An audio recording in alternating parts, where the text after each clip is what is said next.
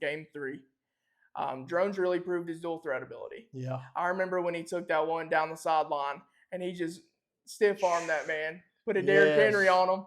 Buried him right there live on television. Committed a crime. Oh, that was in Tune steps up with TDs. Yeah. And our unsung hero, I think, John Love. Oh man, what 3 field goals.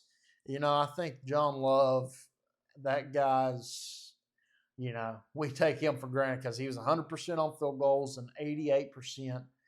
100% on extra points, 88% on field goals, but we tried some long field goals with him. And he made one at the Mayo Bowl. He did. I think it was a program record. I want to say 50. Something like that. Maybe closer to 60. Yeah. Or wasn't it a 61-yard field goal? I'd have to look. I believe it was in the 60s. We'll fact check that. Well, let me look that up. But no. I think John Love was definitely the unsung hero. Yes.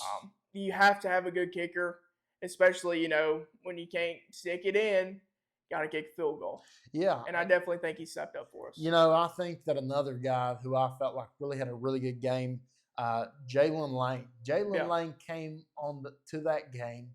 And, you had heard some chatter. I remember listening to the week before, Jay Lane was a little bit shaken up after that Marshall game. And, I think he caught that ball, took it to the house. I think he opened up the game with 2 touchdowns, if I'm not mistaken. He got the first 2 touchdowns. And, man, I'm thinking, man, this Jay Lane guy. He was legit. He was legit, and he that was his best game of the year. I think he had 106 receiving yards. It was his season best.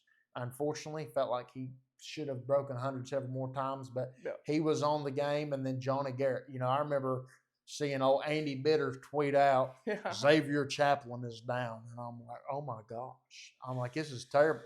Then we got Johnny Garrett. Johnny Garrett ain't even got his name. You remember? Right, yeah. He didn't even have his name on the back of his jersey. Just Nobody knew who he was. Nobody knew who he was. He comes in there, and he does a phenomenal job. He steps up to the plate big time. And he earned a spot. He made several key blocks.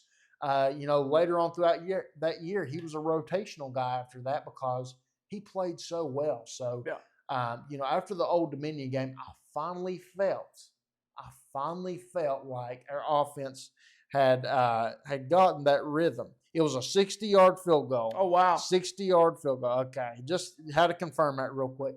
But, no, I felt like that Old Dominion game finally started feeling like a little bit more like Tech football, what we were hoping for. Definitely. Stalled out a little bit, but, hey, that Old Dominion, I'll never forget, because I'll be honest, I was a little bit worried because you never forget